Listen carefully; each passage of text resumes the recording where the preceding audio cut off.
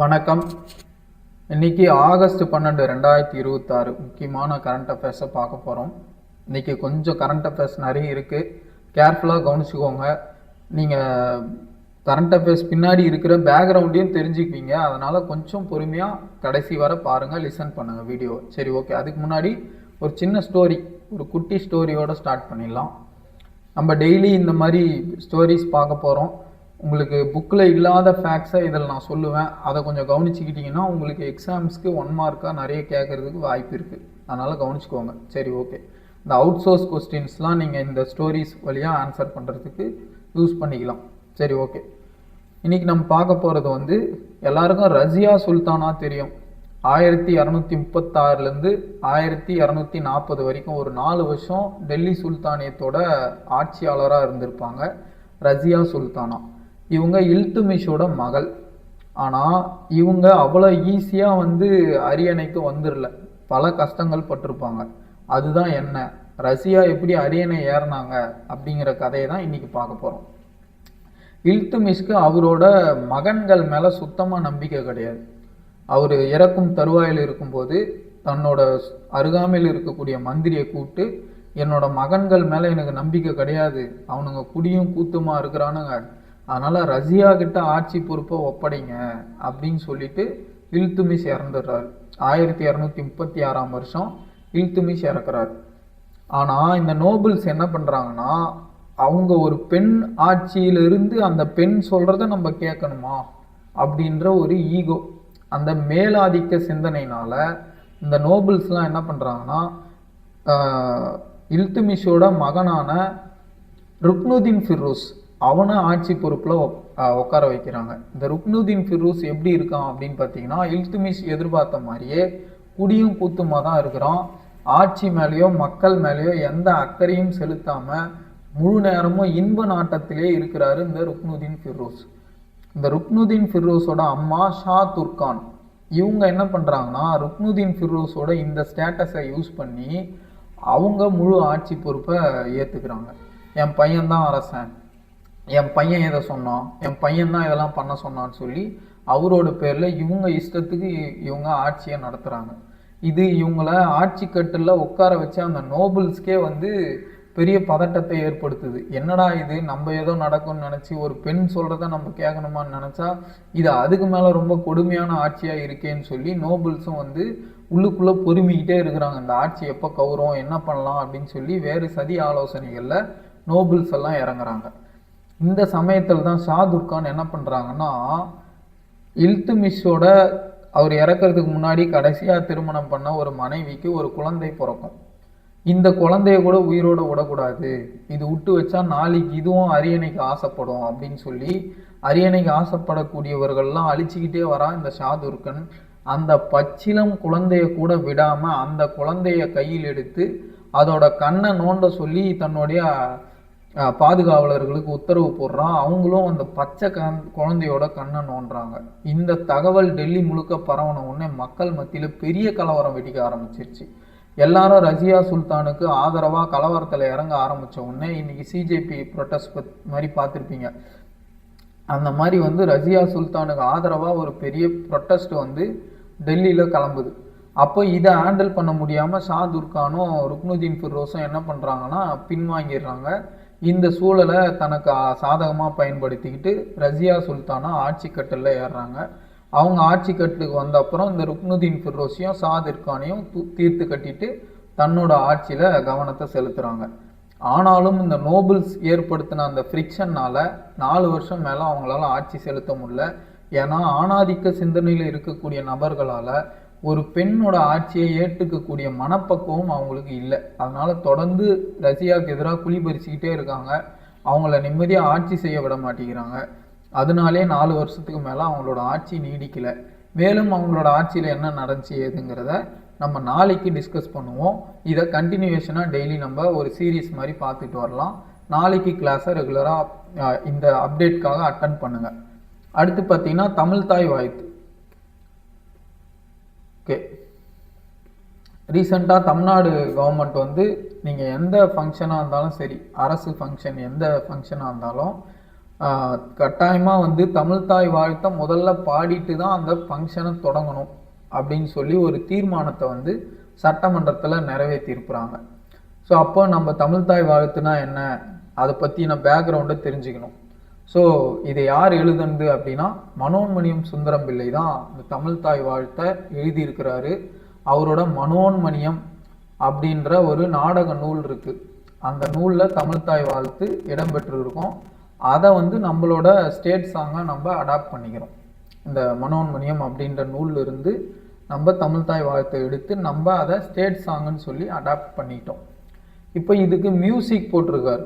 தமிழ்தாய் வாழ்த்துக்கு MS விஸ்வநாதன் அவர்கள் musical composition மாதிரியும் போட்டிருக்காரு. யூடியூப்பில் போனீங்கன்னா கிடைக்கும். அடுத்து வந்து இதை ஸ்டேட் சாங்காக எப்போ மாற்றுறாங்கன்னா 2021 ஸ்டேட் சாங்காக மாற்றுறாங்க. நீங்கள் எவ்வளோ நேரம் தமிழ்தாய் வாழ்த்து பாடணும் அப்படின்னா 55 செகண்டுக்கு தமிழ்தாய் வாழ்த்தை பாடணும். ஸோ இது என்ன ராகம், மியூசிக் போட்டார் MS விஸ்வநாதன் சொன்னேன். என்ன ராகம்னு கேட்டிங்கன்னா முல்லைப்பனை. முல்லைப்பனைன்ற ராகத்தில் நீங்கள் 55 செகண்டுக்கு தமிழ்தாய் வாழ்த்தை வந்து பாடணும். நீராறும் கடல் ஒழுத்த நீங்கள் பாடுவீங்க. அது வந்து முல்லைப்பனை ராகத்தில் தான் நம்ம பாடிட்டு இருக்கோம். ஆக்சுவலாக நம்ம பாடுறோம், என்ன ராகனே தெரியாமல் பாடிட்டு இருந்திருக்கோம். அது ஆக்சுவலாக முல்லைப்பனை ராகம். சரி, ஓகே. இதெல்லாம் இதை பற்றின பேக்ரவுண்ட் இன்ஃபர்மேஷன். அந்த தமிழ்தாய் வாழ்த்து எதை சொல்ல வருது அப்படின்னா இதில் சில குறிப்புகள் இருக்குது. அது என்ன சொல்லுது அப்படின்னா இந்த இந்திய திருநாட்டை ஒரு பெண் தெய்வமாக அது வந்து உருவகப்படுத்துது. நீராழும் கடல் உடுத்த நிலமடந்தை கீழ் ஒழுகும் அப்படின்னா இந்த நீர், இந்த சுத்தி நீரை தன் மேலே உடையா உடுத்தி கொண்டு இருக்கக்கூடிய பாரத திருநாட்டை ஒரு பெண்மகளாக ஒரு தெய்வமாக உருவகப்படுத்தி அது நீரை ஆடையாக உடுத்திருக்கு அப்படின்ற மாதிரி தான் அந்த பாடல் வரும். அதில் வந்து இந்த திராவிட நல் திருநாடு, இந்த திராவிட நாடு, இந்த தமிழ்நாடு கர்நாடகா இதெல்லாம் சேர்ந்த நாடு இந்த பாரத தேசத்தோட தலைப்பகுதியாக இருக்குது. அது வந்து ஒரு க்ரௌன் மாதிரி இருக்குது அப்படின்னு சொல்லி ஒரு மீனிங்கில் இந்த பாட்டு வரும். இப்போ நான் ஏன் இந்த மீனிங்லாம் சொல்கிறேன் அப்படின்னா இதுக்கு காரணம் இருக்குது. உங்களுக்கு ஒரு விஷயத்தை ஓப்பன் அவுட் பண்ணுறதுக்கு தான். நம்ம திராவிட நாடு இந்த கொள்கை இதெல்லாம் வந்து பெரியார், அண்ணா இவங்கெல்லாம் பேசின அந்த கொள்கைகள் அதுபடி தான் ஆட்சியாளர்கள் நம்மளுக்கு ஆட்சி செஞ்சுக்கிட்டு வராங்க. அப்போ பெரியார் டாப்பிக்கில் நிறைய கொஸ்டின் வந்துகிட்டு இருந்துச்சு இதுக்கு முன்னாடி. இப்போ தமிழ்தாய் வாழ்த்தை பற்றி தீர்மானம் இந்த அரசாங்கம் நிறைவேற்றுது அப்படின்னா இப்போ இவங்களும் அதை கண்டினியூ பண்ண போகிறாங்கன்னு அர்த்தம். உங்களுக்கு பெரியார் பற்றின கொஸ்டின், அண்ணாவை பற்றின கொஸ்டின்லாம் கட்டாயமாக இவங்க அதிகமாக கேட்டுட்டு தான் வரப்போகிறாங்க. ஸோ ஐடியாலஜியில் எந்த சேஞ்சும் இல்லை கவர்மெண்ட் சேஞ்சினால். அப்போ அந்த கொஸ்டின்ஸ்லாம் நீங்கள் எக்ஸ்பெக்ட் பண்ணலாம். அதுக்கு தான் இந்த டிப்ஸ் எல்லாம் நான் கொடுத்தேன். இந்த மாதிரி இந்த பாட்டோட சாராம்சமே இதை திராவிடம் நல் திருநாடுன்னு தான், திராவிடன்ற அந்த பாலிசியில் தான் அந்த பாட்டே போகும். அப்போனா வந்து திராவிடம் அப்படின்ற அந்த கொள்கை அடிப்படை யாருன்னா அண்ணா, பெரியார். அப்போ அவங்கள பற்றின கொஸ்டின்ஸ் வந்து உங்களுக்கு அதிகம் இருக்கக்கூடிய வாய்ப்புகள் இருக்குது. ஏன்னா இவங்க அப்போ இதை அடாப்ட் பண்ணுறாங்கன்னா அப்போ தாவேக்கா வந்து அந்த பழைய பாலிசியை தான் திரும்ப எடுத்துகிட்டு வரப்போகிறாங்க அப்படின்றது தான் நம்மளுக்கு இன்டைரக்டாக வரக்கூடிய இன்டர்பிரட் பண்ணக்கூடிய மெசேஜ். சரி, ஓகே. இப்போ நெக்ஸ்ட் டாபிக் போயிடலாம்.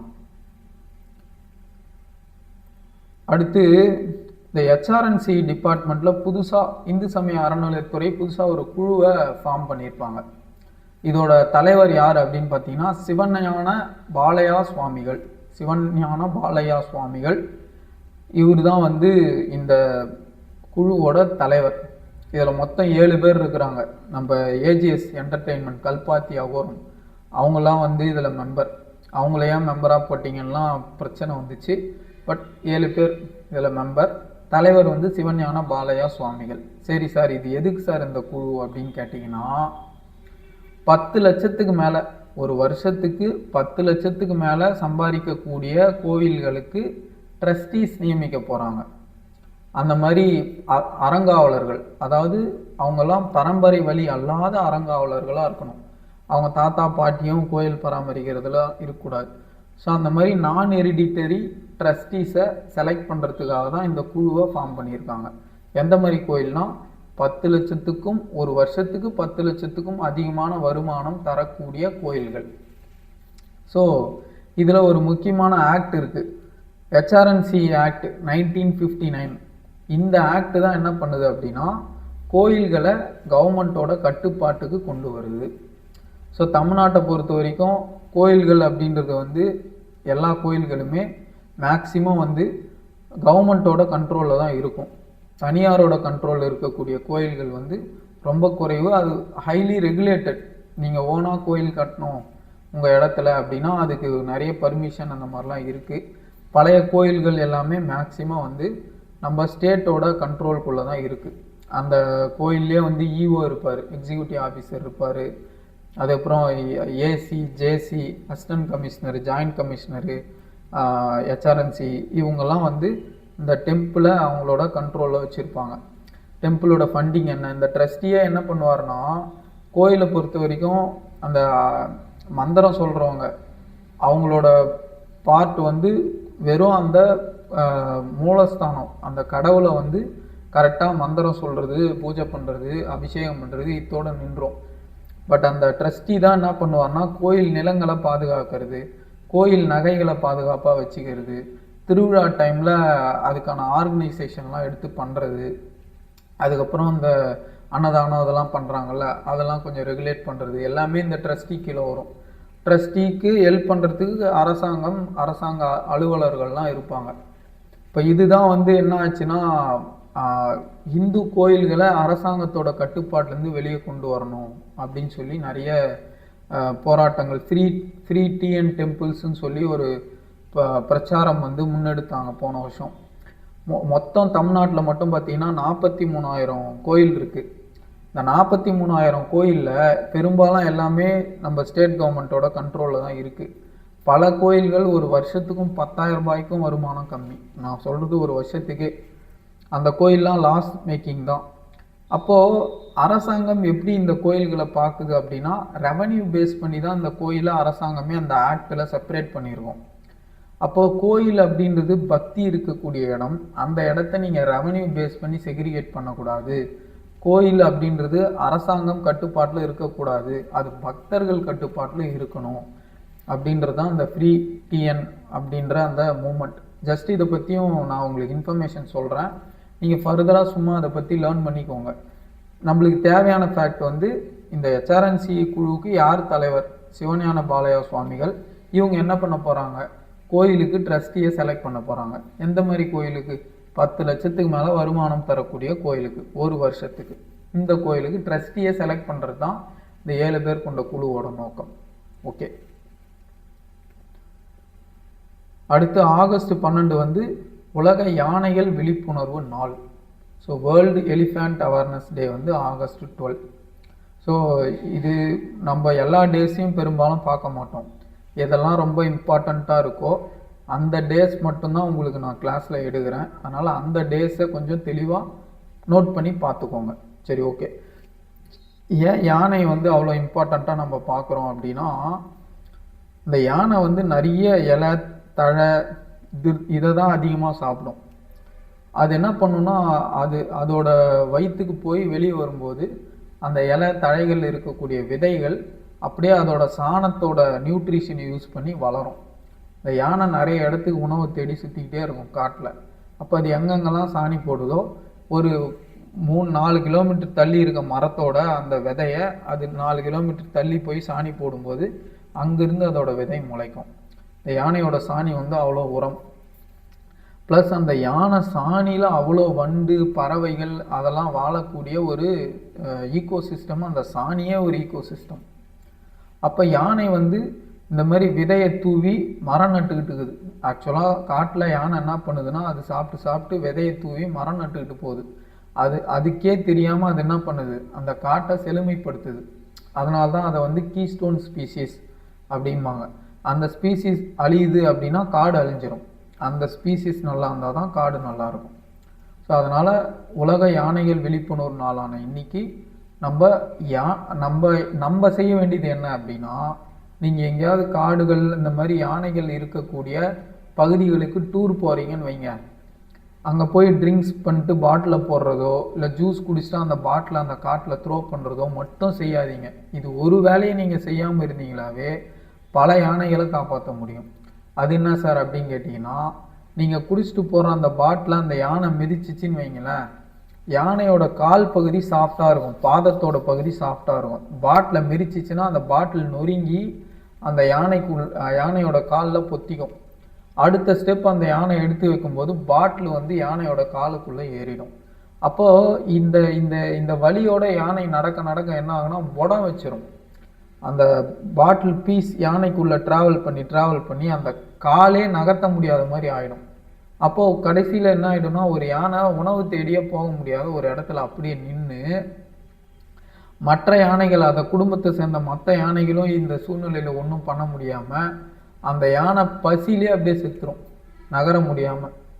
அப்போ இதுக்கு ட்ரீட்மெண்ட் என்ன பண்ணுவாங்கன்னா, அந்த யானையோட காலை பார்த்து உள்ளிருந்து அந்த பாட்டில் பீஸ் எங்கே போய் மாட்டியிருக்கோ அதை வெளியே எடுத்து கட்டு போட்டு விட்டால் தான் அந்த யானை வந்து உழைக்கும். ஸோ நீங்கள் சின்னதாக போடுற ஒரு கண்ணாடி பாட்டில்னால இவ்வளோ பெரிய விளைவு காட்டுக்குள்ளே ஏற்படுது. அதனால் நம்ம என்ன பண்ணோம், இந்த உலக யானைகள் விழிப்புணர்வு நாள்னா, எந்த காட்டுக்கோ எங்கேயோ டூர் போகிறீங்கன்னா தயவு செஞ்சு இந்த பிளாஸ்டிக் பாட்டிலோ இல்லை கண்ணாடி பாட்டிலோ மெயினாக காட்டுக்குள்ளே காட்டு பகுதிகளில் தயவு செஞ்சு போடாதீங்க. உங்கள் நண்பர்கள் யாருன்னா இருந்தாலும் சொல்லுங்கள். இந்த ஒரு விஷயத்தை தவிர்த்தாவே உங்களால் ஒரு பெரிய யானை காப்பாற்றப்படும். அந்த யானைனால் பல ஏக்கர் காடுகள் காப்பாற்றப்படும். ஒரு கண்ணாடி பாட்டில் இருந்தால் போதும், காட்டே அழிச்சிடும். அதுதான் நம்ம பண்ணக்கூடிய சின்ன விஷயம், ஆனால் அது ஏற்படுத்தக்கூடிய விளைவு ரொம்ப பெருசு. சரி, ஓகே. அடுத்து மேட்டூர் டேம். இப்போ எல்லாம் மேகதாது டேம் பற்றி டிஸ்கஷன் போயிட்டுருக்கு.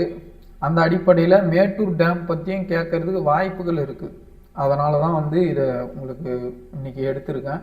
இதை பற்றி சில ஃபேக்ட்ஸ் நான் சொல்கிறேன் உங்களுக்கு. புக்ஸில் இந்த ஃபேக்டெல்லாம் கிடைக்காது, அதனால் நோட் பண்ணி வச்சுக்கோங்க. மேட்டூர் டேமை யார் டிசைன் பண்ணுறாங்க அப்படின்னா, கலோனல் எல்லிஸ் தான் இந்த மேட்டூர் டேமை டிசைன் பண்ணவர்.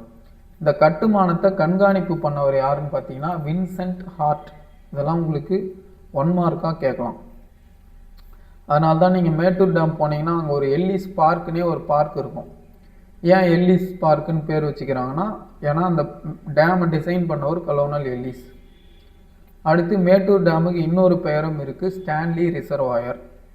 இந்த ஜார்ஜ் ஸ்டான்லின்றவர் இந்த மேட்டூர் அணை கட்டப்பட்ட அந்த டைமில் மெட்ராஸோட கவர்னராக இருப்பார். அவர் தான் வந்து இந்த மேட்டூர் அணையை திறந்து வைப்பார் மக்கள் பயன்பாட்டுக்கு. அதனால் அவரோட பேரான ஸ்டான்லி ரிசர்வாயர்னு சொல்லி இந்த மேட்டூர் அணையில் ஏற்பட்ட நீர்த்தேக்கத்துக்கு நம்ம பேர் வச்சுருக்கோம். மொத்தம் மேட்டூர் அணை வந்து 9 வருஷம் கட்டியிருப்பாங்க. 1925லேருந்து 1934 வரைக்கும் கிட்டத்தட்ட 17,000 பேர் இந்த மேட்டூர் அணை கட்டுறதுல இன்வால்வ் ஆகியிருப்பாங்க. 17,000 பேர் சேர்ந்து 9 வருஷமாக இந்த அணையை கட்டி முடிச்சிருப்பாங்க. ஸோ இது பல ஆயிரம் ஏக்கருக்கு விவசாயிகளுக்கு, இந்த காவிரி டெல்டா பகுதி விவசாயிகளுக்கு விவசாயம் செய்கிறதுக்கு இந்த மேட்டூர் அணை வந்து பயன்பட்டுக்கிட்டு இருக்குது. ப்ளஸ் இதோட டிஎம்சி கொள்ளளவு எவ்வளோன்னு பார்த்தீங்கன்னா 93 டிஎம்சின்றது தான் மேட்டூர் அணையோட கொள்ளளவு. மேகதாதை விட கொஞ்சம் அதிகம். ஸோ 93 டிஎம்சி, 120 அடி உயரம். இந்த மேட்டூர் அணையோட உயரம் பார்த்தீங்கன்னா 120 அடி. ஓகேவா? ஸோ இதில் இன்னொரு முக்கியமான விஷயம், ஒரு சம்பவம் நடந்துச்சு. இந்த மேட்டூர் அணை கட்டும்போது என்ன ஆகும்னா, அதை சுற்றி இருக்கக்கூடிய சில கிராமங்களை காலி பண்ணாங்க. அப்படி இந்த மேட்டூர் அணை கட்டுறதுனால மொத்தமாக தண்ணிக்குள்ளே மூழ்கின ஒரு கிராமம் தான் நயம்பாடி. இந்த நயம்பாடின்ற கிராமம் மேட்டூர் அணை கட்டினதுனால மொத்தமாகவே தண்ணிக்குள்ளே போயிடுச்சு. அந்த கிராம மக்கள் அங்கேருந்து வெளியே வந்துடுவாங்க. அந்த கிராமத்தில் ஒரு சர்ச்சு, ஒரு ஜலகண்டீஸ்வரர் கோயில் இருக்கும், ஒரு ஈஸ்வரன் கோயில். அந்த கோயிலோட அடையாளமாக ஒரு மிகப்பெரிய நந்தி இருக்குது. இந்த மக்கள் என்ன பண்ணுவாங்கன்னா, இந்த அணை கட்டுற டைமில் நாங்கள் கிராமத்தை விட்டு பீஸ்ஃபுல்லாக போயிடுறோன்னு சொல்லிட்டு வெளியே போயிடுவாங்க. இவ்வளோ ஏக்கர் இது விவசாயம் இதெல்லாம் இருக்குது, எங்களால் எதுக்கு அது பாதிக்கணும், இந்த மக்கள் வந்து பெருந்தன்மையாக வந்து விட்டுட்டு போயிடுறாங்க. அந்த நந்தி அவங்க கும்பிட்ட அந்த சாமிங்க அதெல்லாம் அவங்களுக்கு அப்புறப்படுத்த மனசில்லை. அதை ஒரு அடையாளமாக அப்படியே அந்த கிராமத்திலே அதை அழிக்காமல் அந்த கோயில் சர்ச்சு எல்லாம் அப்படியே விட்டுட்டு இந்த மக்கள் புலம்பெயர்ந்து போயிடுறாங்க. இன்றைக்கும் நீங்கள் கடுமையான வறட்சி டைமில் மேட்டூர் டேம் போய் பார்த்தீங்கன்னா இந்த கோயிலோட நந்தியும் அந்த சர்ச்சும் எந்த சேதாரமும் இல்லாமல் அந்த டேமுக்குள்ளே அப்படியே நீங்கள் பார்க்கலாம். நீங்கள் நல்லா பீக் சம்மர் டைமில் மேட்டூர் டேம் விசிட் பண்ணிங்கன்னா இந்த காட்சியை இன்றைக்கும் நீங்கள் பார்க்க முடியும். நார்மலாக மழை பெஞ்சிருச்சு தண்ணி வந்துருச்சுன்னா அப்படியே அது எல்லாமே வந்து தண்ணிக்குள்ளே மூழ்கிடும். ஸோ இது இன்றைக்கும் இருக்குது. இதனால் மூழ்கின அந்த கிராமம் தான் நயம்பாடி. மேட்டூர் அணையை பற்றி பார்க்கும்போது அதுக்கு பின்னாடி அதை வடிவமைச்சவங்க எல்லாரும் முக்கியம்தான். ஆனால் அதை பெருந்தன்மையாக அவங்களோட இடத்த இந்த மக்கள் நல்லா இருக்கணும்னு விட்டு கொடுத்துட்டு போனால் அந்த கிராம மக்களையும் நம்ம இப்போ நினைவு கூறுறது சிறப்பாக இருக்கும். அதனால தான் இந்த கிராமத்தையும் போட்டிருக்கேன். இதையும் கேட்குறதுக்கு வாய்ப்பு இருக்குது. நம்ம இதெல்லாம் அடிஷ்னல் ஃபேக்டாக டெய்லி பார்த்துட்டே வருவோம். நீங்கள் டெய்லி ஒரு 5 ஃபேக்ட் இந்த மாதிரி கெயின் பண்ணிங்கன்னா போதும், 30 நாளைக்கு 150 ஃபேக்ட் கெயின் ஆகிடும். ஸோ அதனால் இந்த ஃபேக்டையும் வந்து அப்படியே கவனிச்சிட்டு வந்துடுங்க. கரண்ட் அஃபேர்ஸ் கூட சேர்ந்து இதையும் படிச்சுக்கணும். ஓகேவா? ஸோ இதுதான் இன்றைக்கோட கிளாஸ். உங்களுக்கு பிடிச்சிருந்து அப்படின்னா லைக் பண்ணுங்கள், சப்ஸ்கிரைப் பண்ணுங்கள், உங்களோட நண்பர்களுக்கும் ஷேர் பண்ணுங்கள். தேங்க்யூ.